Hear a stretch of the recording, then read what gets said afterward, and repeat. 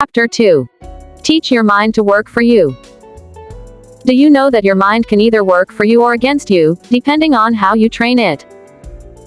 When it works for you, it helps you stay positive, reach your goals in life, and think the kinds of thoughts that enable you to enjoy each day. When it works against you, it can make you negative and discouraged, hold you back from accomplishing what you want or need to do, and cause you to think the kinds of thoughts that result in self-sabotage. As a physical structure and an organ of the human body, your brain engages in many functions that take place without your knowledge, without your help, and outside of your control. It has all sorts of jobs in your body. Your heart rate, breathing, blood pressure, movement and coordination, balance, body temperature, hunger and thirst, sensory processing, sight and hearing, emotions, learning, and memory are all areas with which the brain is involved. But your brain is also the home of your thoughts, your mind. Dr. Caroline Leaf, a leading neuro-metacognitive learning specialist and committed Christian, notes in her teaching on the brain that the Word and science believe that the mind and the brain are one. The way you think is voluntary, and you can control your thoughts. I want you to give your brain a new job and begin to teach your mind to work for you instead of against you. One important way to do this is to make the intentional decision that you will begin to think positively. I realize your brain won't be able to fulfill the new role completely overnight. You may be asking it to undergo a radical transformation, and that will take time. So give it a little grace, but determine that with your diligence and God's help, your brain will go to work for you instead of against you and become a powerful, positive force in your life. I like what Dr. Leaf says, that the human brain takes 18 years to grow and a lifetime to mature. Don't miss this point. While every other organ in the body is fully formed when a person is born, and simply gets bigger as the body gets bigger, the brain actually takes a full 18 years to grow. Once it's fully formed, it continues to mature until the day a person dies. This means, no matter how old you are, your brain is still maturing. This is great news because it means you do not have to be stuck in any old or wrong thought patterns. Your brain is still maturing, so you can still mature in your thinking. Think about it. What comes to mind immediately when I ask, in what ways is your mind working against you? It'll help your health. Your thinking can have a positive effect on your physical health. People have suspected an interrelationship between the mind and the body for generations, but in recent years, a variety of scientists and researchers from all over the world have studied and proven it. In a 2004 article in USA Today, Carol Riff of the University of Wisconsin-Madison said, "There is a science that is emerging that says a positive attitude isn't just a state of mind. It also has linkages to what's going on in the brain and in the body." Riff's research has proven that people who have higher than normal levels of well-being show lower cardiovascular risk, lower levels of stress hormones, and lower levels of inflammation, which serves as a marker of the immune system. In addition, a study conducted in the Netherlands in 2004 found that people who are optimistic have healthier hearts than those considered grouchy. Fewer self-described optimists died of cardiovascular disease, and they had lower death rates overall than those of pessimists. Dr. Becca Levy of Yale University led a study that concluded that a positive attitude towards aging was greater than physiological measures such as low blood pressure and cholesterol, each of which is thought to add a maximum of 4 years to life. This study also found that optimistic people live longer than people who worry constantly, and that positive attitudes can add more years to a person's life than exercising or not smoking. Point 3. In some ways, I find this research astounding, but in other ways, I have no trouble embracing these findings because I have learned that the mind is extremely powerful, and I am not surprised by the extent of its influence in our physical lives. According to the world-renowned Mayo Clinic, thinking positively may also result in the following health benefits: decreased negative stress, greater resistance to catching the common cold, a sense of well-being and improved health, reduced risk of coronary artery disease, easier breathing if you have certain lung diseases, such as emphysema, improved coping ability for women with high-risk pregnancies, better coping skills during hardships. Further affirming the mind-body connection in an interesting way, I was fascinated to see that in 2005, the Associated Press released an article that reported, new research suggests that once Alzheimer's disease robs someone of the ability to expect that a proven painkiller will help them, it doesn't work nearly as well. 5. Isn't that amazing?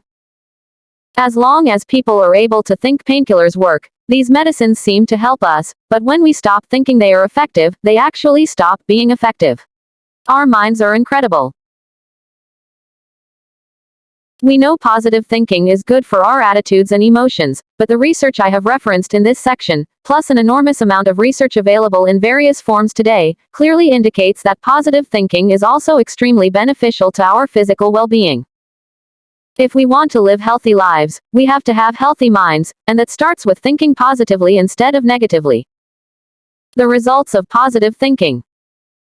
You have read about a number of studies and experiments that prove how our thinking influences us.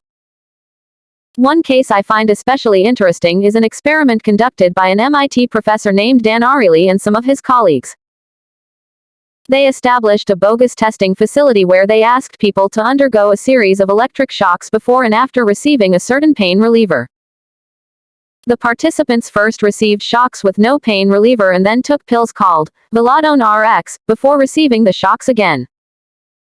The testers told some people the Veladone RX pills cost $2.50 each, while they told others the pills cost only 10 cents each.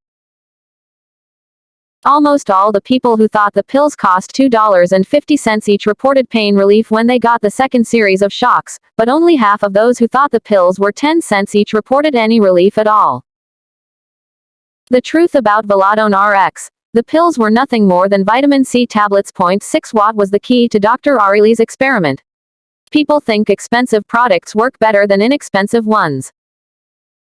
The pills that supposedly cost $2.50 each didn't have any actual pain-relieving effect at all on those who took them, but the people expected the pills to be effective because they cost a lot. Their expectations set them up to think positively about the pills and report positive results, even when the pills provided nothing but a boost of vitamin C. Clearly, positive thinking often yields positive results. In the next section of this book, I want to share and elaborate on 4 specific things positive thinking does to facilitate positive results in our lives. Positive thinking releases the power of potential. Positive thinking encourages positive responses. Positive thinking keeps things in perspective. Positive thinking helps you enjoy life. Think about it. On a scale of 1 to 10, with 1 being not good at all, and 10 being outstanding, how would you rate yourself as a positive thinker? Positive thinking releases the power of potential. People who think positively can see potential in even the most discouraging situations, while those who do not think positively are quick to point out the situation's problems and limitations. This goes beyond the proverbial idea of simply seeing a glass half full or half empty, and extends to actually making decisions and taking actions based on either positive thinking or negative thinking.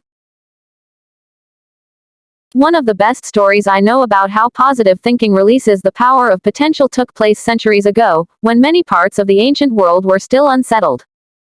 God promised the people of Israel they would possess a rich and fertile country, known as Canaan. He didn't promise them they could step across its borders without opposition, but he did promise them they would inhabit it, and when God makes a promise, he means it.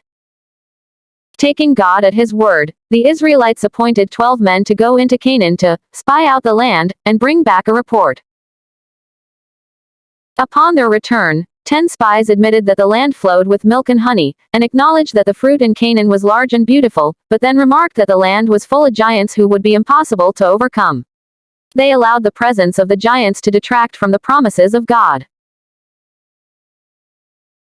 In contrast, Joshua and Caleb brought back good reports, full of faith and confidence in God, and Caleb spoke up with confidence, saying, "Let us go up at once and possess it, we are well able to conquer it." Numbers 13:30.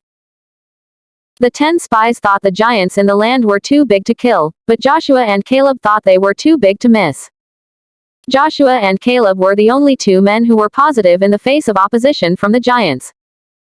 They didn't ignore the challenges, but they did not overemphasize them, and they were the only 2 who entered the promised land. The spies who died in the wilderness only saw what was and failed to see what could be. Their negative thinking produced defeatist attitudes and caused them to try to persuade Moses that God's word to Israel was not true, that possessing the promised land was not really possible. Being positive does not mean we deny the existence of difficulty, it means we believe God is greater than our difficulties. Believing in God can cause us to win any battle we face. When we are closed to positive possibilities, we only see what is right in front of us, not what we could see if we would simply be positive and creative. Train your brain to trust and believe God and to think positive thoughts that are based on His Word. Determine that you will think as Joshua and Caleb did, not as the 10 negative spies who never got to enjoy the promised land. Choose to see the power available to you through God if you trust Him more than your circumstances. Always remember that nothing is impossible with God. Think about it. In what specific situation do you need to believe God is greater than your difficulties? Positive thinking encourages positive responses. The way we think affects the way we speak, and the way we speak affects the way others respond to us. If you think and speak negatively, you are likely to hear a negative response. The opposite is also true. Positive thoughts and positive speech encourage positive responses. For example, let's say you are an overnight guest in someone's home. Your host says to you just before bedtime, "It's supposed to be cold tonight, but there are probably enough covers on the bed." You don't think you'll need an extra blanket, do you? Think about it. You would probably respond something like this: "No. Whatever is on the bed should be fine." Now, consider this scenario. Your host says to you, "It's supposed to be cold tonight, so you'll probably want an extra blanket, won't you?" Most people in that situation would answer, yes. I'm sure you can recall many situations in your life in which the way you communicated to someone influenced his or her response to you. I recently heard myself ask a clerk at a checkout counter, "You don't have a tissue behind the counter, do you?" Of course, she quickly said, "No." Maybe, if I had asked the question in a positive way, she would have been more diligent to look for one. The most common type of negativism that draws negative responses from others is what I call the flat world attitude. This happens when a statement is not true, but people believe it based on hearsay, past experience, or what is considered common knowledge. Let me explain. Christopher Columbus believed the world was round. Therefore, he reasoned, if he set sail, he would eventually reach land, previously undiscovered territory, or end up back where he started. The people around Columbus thought the world was flat, so when scholars and experts examined his plans, they said his idea was impossible. Because they believed the world was flat, they assumed he would surely sail off the edge of it and disappear. But Columbus was right. He didn't fall off the edge of the world, but proved it was round and ended up discovering America in 1492. During the early 1900s, an impressive array of scientific wizards scoffed at the idea of an airplane. They said, "It is an opium-induced fantasy, a crackpot idea." Really? Orville and Wilbur Wright didn't think so, and have gone down in history as the first in flight. With similar skepticism toward airplanes, Marshal Ferdinand Foch said in 1911, "Airplanes are interesting toys, but they have no military value." Foch later became Supreme Commander of the Allied forces during World War I. Though airplanes were not widely used in the early days of the war, they became increasingly important, and Foch and others discovered that they were valuable after all. Thomas Edison tried to persuade Henry Ford to abandon his fledgling idea of a motor car because he was convinced that it would never work. He said, "Come and work for me and do something really worthwhile." Although Edison was a great inventor, it sounds as if he was only positive about what he could do and rather pessimistic about other people's ideas. Next time you get in a car to go somewhere, be glad Ford didn't allow Edison's negative outlook on automobiles to influence him. Let this example remind you to never let a pessimistic person talk you out of your dreams. All these people, and thousands of others throughout history, had a flat world mentality. They were convinced certain things could not be done, even though no one had ever tried. I am sure Christopher Columbus, the Wright brothers, and Henry Ford had to be determined to maintain their positive, can-do attitudes. Even though they were surrounded with negativity, they stayed positive and eventually found success. I wonder how much more they might have accomplished had they simply been surrounded with positive encouragement instead of ridicule. There is no telling. Don't let someone else's limited thinking limit you. Negativity can be contagious. You have to pay attention if you don't want to catch it. Even if you are the only positive person in your family, your social circles, or your work group, be the one with an optimistic attitude and outlook in every situation. Remember, negative attitudes produce negative responses while positive attitudes encourage positive responses. In the story about Joshua and Caleb, this was certainly true. After the 10 spies gave their negative report, the Israelites wept all night and became terribly discouraged. See Numbers 14:1. Those 10 men and their bad attitudes caused an entire nation to lose heart and doubt God's promises. Then, the Israelites became so negative that they wanted to stone Joshua and Caleb, who were positive. See Numbers 14:10. Similarly, the enemy, often working through other people, likes to silence people with faith-filled, can-do attitudes. Don't let anyone silence you. Learn to get positive and stay positive in every way. A soldier was assigned to stand at the end of the chow line and offer apricots to everyone who passed through the line.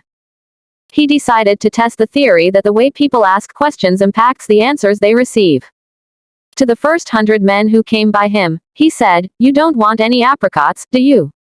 90% of them said no. To the next 100 men, he said, "Would you like some apricots?" 50% said yes, 50% said no.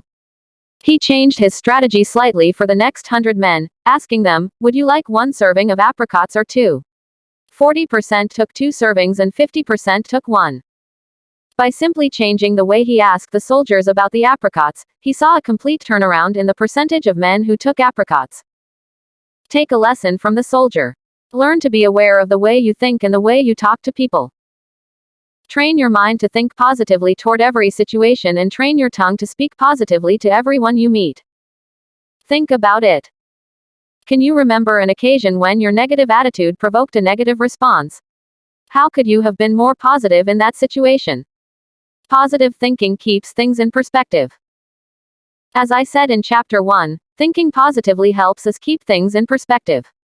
When we think positively, we avoid making mountains out of molehills. Negative thinking tends to blow things out of proportion, viewing them as larger and more difficult than they really are. People who think negatively magnify the unpleasant or undesirable aspects of a situation while failing to see anything good in it.